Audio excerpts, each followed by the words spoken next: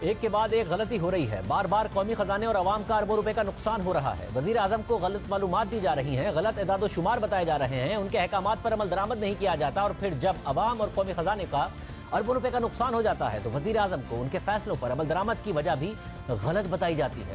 وزراء خود ذمہ داری نہیں لیتے اور اپنی کوتاہیوں کی ذمہ داری کبھی ماضی کی حکومت, کبھی کورونا, کبھی میڈیا, کبھی بیوروکریسی, کبھی بین الاقوامی مارکیٹس اور کبھی صوبائی حکومتوں پر ڈال دیتے ہیں.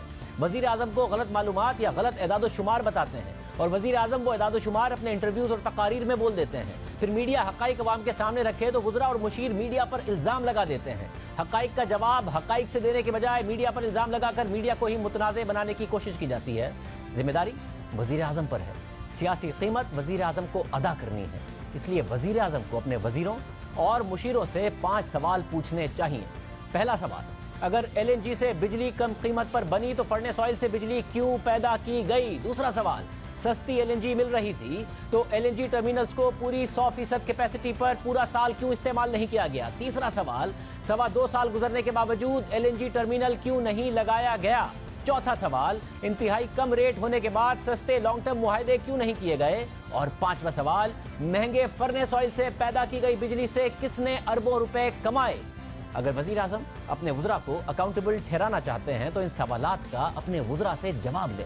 ان تمام سوالات کا پس منظر آپ کو بتاتے ہیں. موجودہ حکومت نے گزشتہ حکومت کے مقابلے میں نومبر کے مہینے میں مہنگی ایل این جی خریدی ہے اور دسمبر کے مہینے میں گزشتہ حکومت کے قطر, گنور اور ای این آئی کے طویل مدتی منصوبوں کے مقابلے میں 25% سے بھی زیادہ مہنگی ایل این جی خریدنے جا رہی ہے. مگر 10 دن پہلے وزیر اعظم نے جب انٹرویو دیا تو انہیں یہ معلومات ہی نہیں دی گئی تھی, اور ان کے پاس وہی معلومات تھی جب کورونا کے دوران ایل این جی کی قیمتیں گر کر 12 سال کی کم ترین سطح پر آ گئی تھی, اور وزیر اعظم نے مہینوں پرانی معلومات آج کا کہہ کر 10 دن پہلے کے انٹرویو میں بیان کر دی, جبکہ نومبر کے ایل این جی کے مہنگے سودے ہو چکے تھے. انہوں نے گیس کا کانٹریکٹ سائن کیا قطر سے. اس ٹائم پہ جو گیس تھی قطر پہ جو بک رہی تھی اس کا دیکھ لیں, اور انہوں نے کانٹریکٹ کتنے پہ سائن کیا, بیچ میں انہوں نے پیسہ بنایا. اس کے بعد آج 15 سال کا کانٹریکٹ کر دیا. 15 سال کا کانٹریکٹ ہے قطر سے. آج جو گیس مل رہی ہے ہمیں وہ 40% کم پیسے پہ مل رہی ہے. ہم وہ لے ہی نہیں سکتے کیونکہ انہوں نے ہمیں کانٹریکٹ پہ پھنسا دیا. ہم تو ان کی چیزوں میں پھنسے ہوئے ہیں. ہم نے اپنے پروگرام میں جب اس غلطی کی نشاندہی کی تو وزیر اعظم کے مشیر شہباز گل نے کیا کہا, دیکھیے. جب کووڈ تھا اور گرمیاں تھیں تو گیس کی قیمت جو ہے وہ $2 سے $3 تک آ گئی فی ٹن. ہمارا معاہدہ ہے 13.37 فی ٹن. تو اس کو کیلکولیٹ کرا لیجئے اپنے کسی ریسرچر سے, آپ کو نظر آ جائے گا کہ یہ کتنے فیصد کمی تھی قیمت میں. شہباز گل صاحب نے تصدیق کی کہ ہم نے درست بتایا تھا کہ آج کل ضرور گیس 25% مہنگی ہے, مگر یہ کورونا کے زمانے میں $2.5 سے $3 پر آ گئی تھی اور قطر سے گزشتہ معاہدے پر ہی ایل این جی مانگی جا رہی ہے.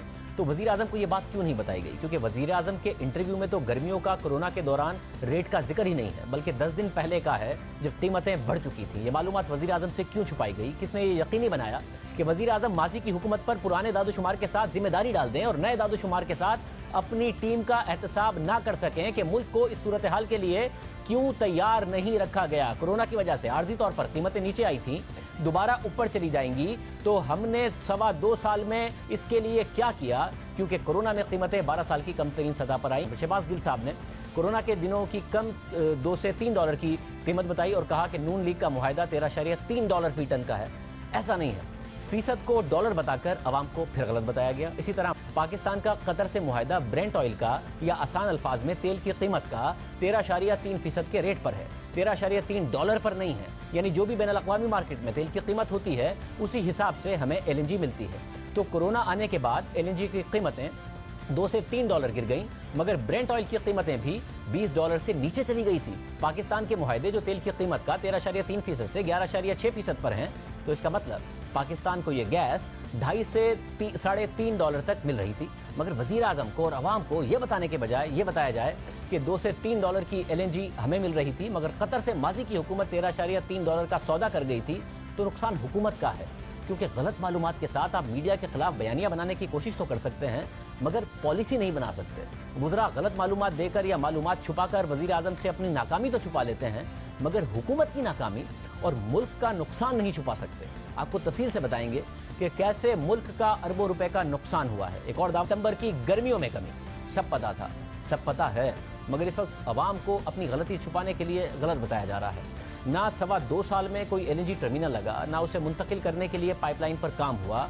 वही 2 एलएनजी टर्मिनल और वही पाइपलाइन इस वक्त पाकिस्तान में मौजूद है, जो इस एलएनजी को मुंतकिल करने के लिए गुज़िश्ता हुकूमत में लगाई गई। और फैसलों में इस ताख़ीर का अवाम को और मुल्क को अरबों रुपए का नुकसान हुआ है, मगर फ़ायदा किसका हुआ है? इसकी तहकीकात होनी चाहिए, क्योंकि पाकिस्तान ने एलएनजी की जगह फर्नेस ऑयल से महंगी बिजली पैदा की है, यानी डबल कीमत में पड़ी। इतनी महंगी बिजली क्यों पैदा की गई?